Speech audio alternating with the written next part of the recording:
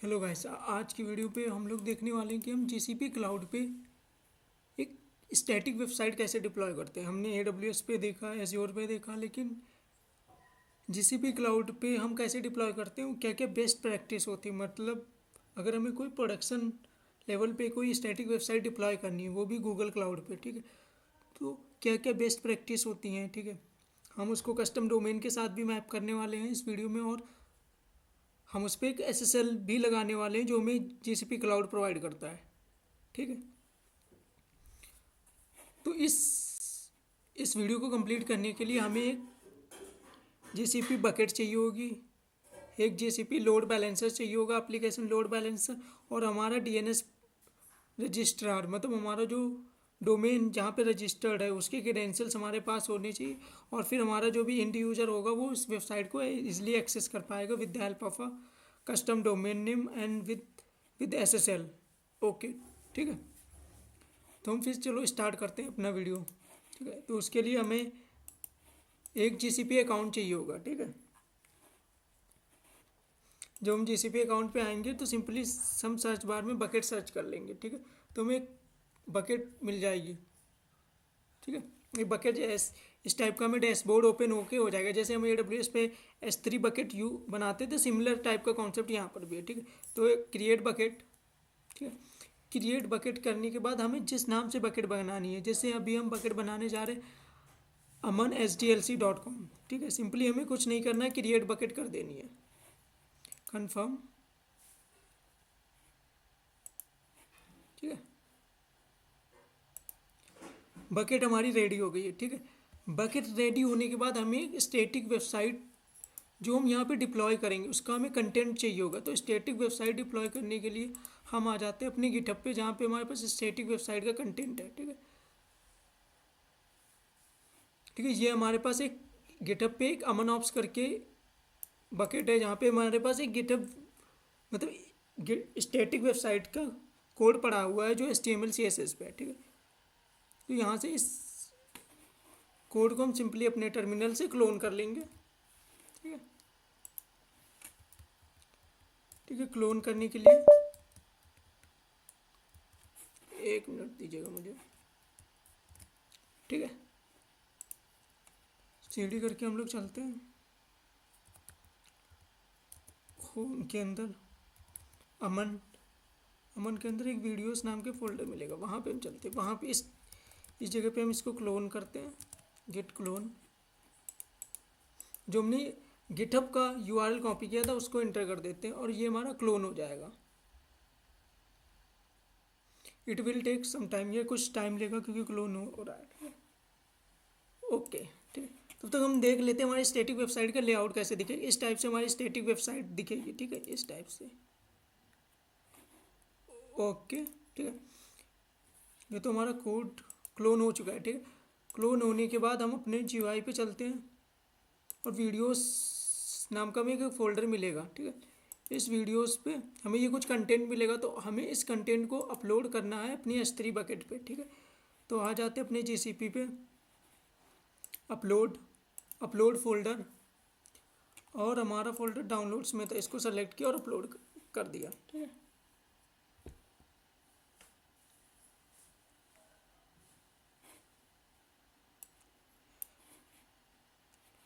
ठीक, अगर हम देखेंगे ना तो कंटेंट हमारा अभी अपलोड हो रहा है, इसको अपलोड हो जाने देते हैं, ठीक है। ये देखो अपलोड हो रहा है।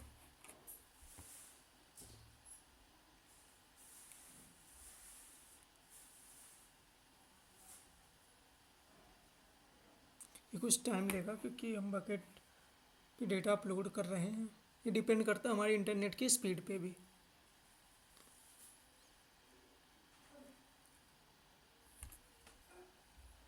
ठीक है। सिमिलर ही देखेंगे जैसे हम AWS पे डिप्लॉय करते हैं ना स्टैटिक बकेट, भाई सेम बेस्ट प्रैक्टिस हम लोग फॉलो करेंगे GCP पे, ठीक है। GCP पे हम कैसे बकेट क्रिएट करते हैं, ठीक है। बकेट क्रिएट करने के बाद हम कंटेंट कैसे पब्लिक करते हैं, कंटेंट पब्लिक करने के बाद हम, ठीक है, उसको ALB जो भी हमारा लोड बैलेंसर होगा उसके साथ मैप करेंगे, ठीक है। लोड बैलेंसर के साथ मैप करने के बाद हम फिर उस पर SSL लगाएंगे जो हमें GCP प्रोवाइड करता है, फिर हम उसको अपने कस्टम डोमेन के साथ मैप कर देंगे।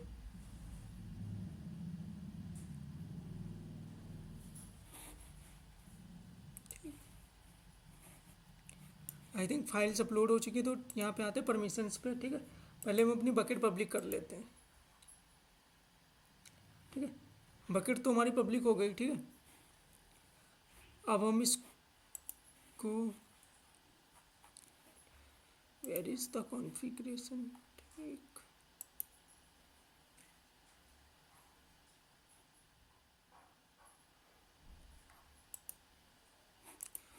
No, grant access, sorry, grant access पे आएंगे और यहाँ पे ऑल यूजर्स के लिए हम दे देंगे।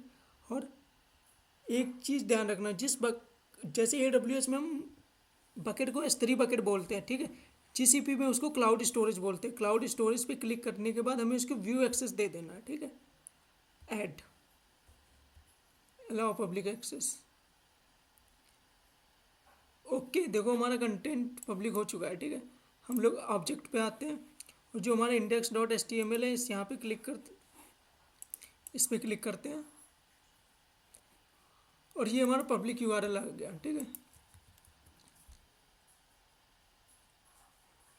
ठीक है, हमारी बकेट GCP के क्लाउड स्टोरेज पे डिप्लॉय हो चुकी है, जो हमारी स्टैटिक बकेट है। अब हमें इसको क्या करना है, अगर हम अपने डायग्राम पे आते हैं, हमने एक बकेट बनाई, बकेट में स्टैटिक कोड डिप्लॉय कर दिया। ठीक है, और हमारी बकेट एक रैंडम URL के साथ ओपन होना स्टार्ट हो गई, लेकिन हमें उसको अपने कस्टम URL के साथ मैप करना है। तो उसके लिए हमें क्या होगा, एक GCP लोड बैलेंसर बनाना पड़ेगा। ठीक है, तो अपने आ जाते हैं GCP डैशबोर्ड पे। ठीक है, ठीक है, लोड बैलेंसर सर्च करेंगे तो आपको लोड बैलेंसर मिल जाएगा। ठीक है, ओके गाइस, ठीक है, क्रिएट अ लोड बैलेंसर, हम यहाँ पे एप्लीकेशन लोड बैलेंसर ही चूज करेंगे basically, not hard and fast tool. ठीक है, इंटरनेट फेसिंग, अभी हम सब सारे डिफ़ॉल्ट सेटिंग्स के साथ जा रहे हैं ताकि आप लोगों को समझ में आए। ठीक है, फिर हम देखेंगे डिटेल्स में कैसे चेंज करते हैं, क्या करते हैं। ठीक है, ठीक है, अब हमें बैकएंड में बताना, मतलब जो जो हम लोड बैलेंसर क्रिएट कर रहे हैं, लोड बैलेंसर किस पे बैकएंड में लो अपना ट्रैफिक राउट करेगा। तो उसके लिए बकेट यहाँ पे हम नाम दे देते हैं। बकेट तो हमारी क्रिएटेड है, हम इसको एक रैंडम नाम दे रहे हैं, अमन SDLC। ठीक है, उसके बाद बकेट ब्राउज कर लेंगे, ये देखो बकेट आ गई, इसको हमने सेलेक्ट कर लिया। ओके, सॉरी, फिर से जाते हैं, अमन SDLC। ठीक है, बकेट ब्राउज की हमने अपनी, सेलेक्ट किया, क्रिएट कर दिया। ठीक, बकेट भी हो गई हमारी। ओके,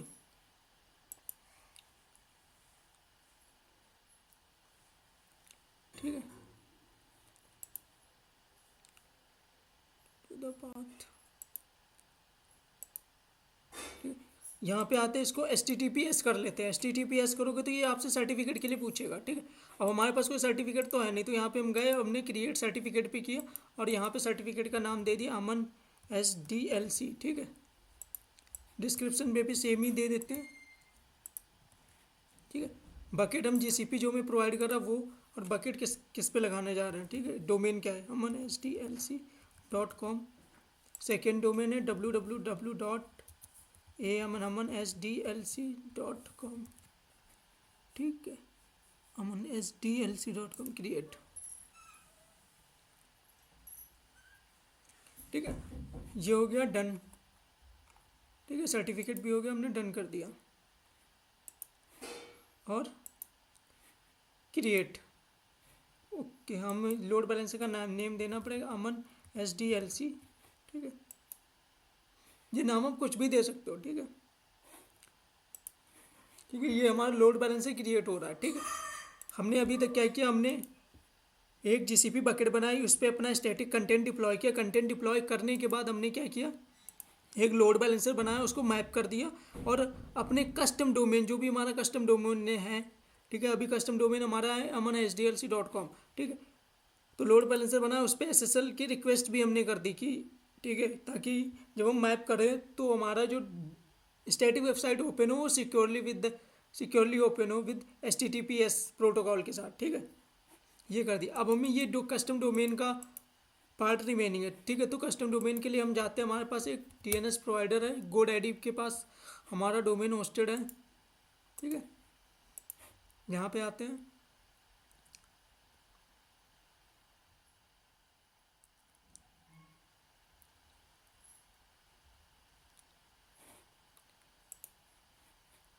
ठीक है। ये टाइम ले रहा है, ठीक है, ठीक है। डोमेन्स पे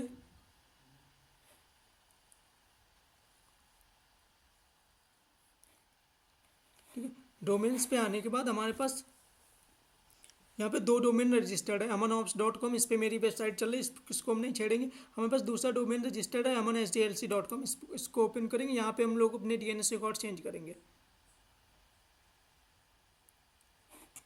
ठीक है। DNS पे आएंगे, ठीक है।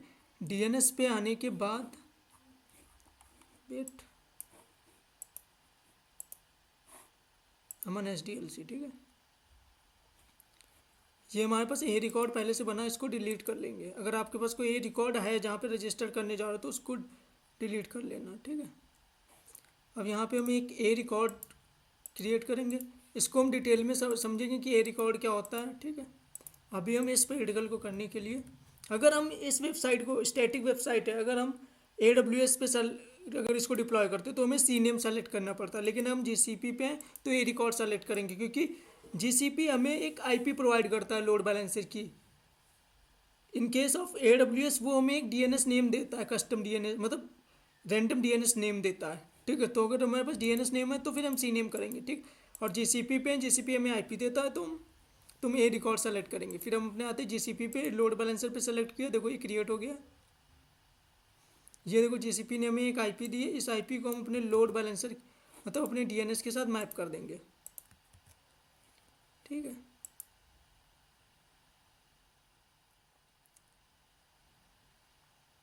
ठीक है, दूसरा हमारे पास रिकॉर्ड था www, ठीक है, उसमें भी यही सेम IP मैप कर देंगे,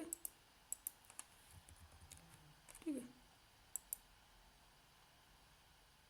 एंड अपडेट, ये कुछ टाइम लेगा, 5 to 10 मिनट्स अपडेट होने में, ठीक है।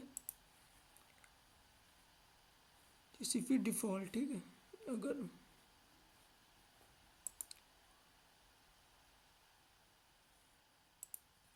यहाँ पे आते हैं, क्लाउड CDN भी देखो इनेबल है, ठीक है। अभी हम चलते हैं SSL, ये देखो हमारा जो SSL अभी ये प्रोविजनिंग स्टेट में है, ठीक है, ठीक है। क्योंकि ये टाइम लेगा, क्योंकि अभी हमने DNS रिकॉर्ड अपडेट किया। जैसे ये हमारा अपडेट हो जाता है फिर मैं आपको दिखाऊंगा कि मेरी वेबसाइट जो है वो कस्टम डोमेन के साथ विद SSL लाइव हो चुकी है, ठीक है। अभी तो ये कस्टम मतलब रैंडम URL के साथ ओपन हो रही है, ठीक है, GCP के। हमें इसके लिए वेट करना पड़ेगा।